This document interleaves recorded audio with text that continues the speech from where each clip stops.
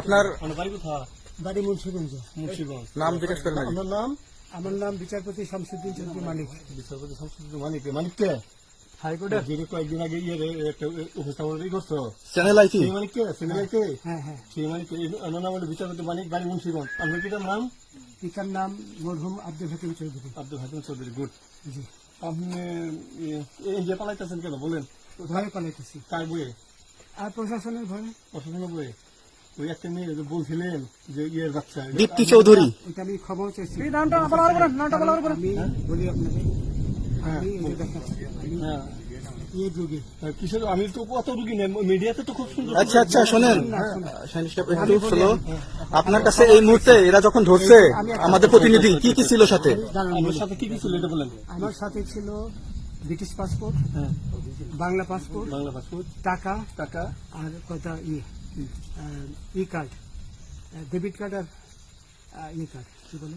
আমার ভিডিও করতেছে। আচ্ছা, কালকে যে টাকাগুলো ছিল, আজকে কোনো টাকা ছিল সাথে? আজকে ছিল না, আজকে যে কত 40 বাংলাগুলা। হ্যাঁ 40,000 টাকা আজকে হ্যাঁ আজকে যেটা কয় টাকা ছিল? দেখেনি?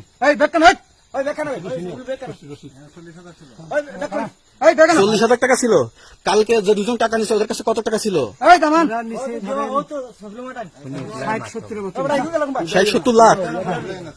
আচ্ছা 60-70 লাখ। আচ্ছা ওরা নিয়ে গেছে। নিয়ে গেছে। ওরা নিয়ে গেছে। নৌকালাও সাথে নিয়ে নিছে? হ্যাঁ। নৌকালা এবং ওই লোক দুইজন সাথে একসাথে নিছে? না, ওই দুই ছোকরা নিয়েছে। নৌকালা কেউ আছে? হ্যাঁ রাজু না, কেউ ছিল না। আচ্ছা 60-70 লাখ। হ্যাঁ, ওনাদের ফোন নাম্বার আছে আপনার কাছে? জানা দিছে? কিছু নাই, আমার ফোন নাম্বার সব নিয়ে গেছে। আমরা তো বিচারপতি খালি কাউন্টার দিব না, সত্য কথাটা বলেন। আপনি কত টাকা কন্টাক্টে আসছেন?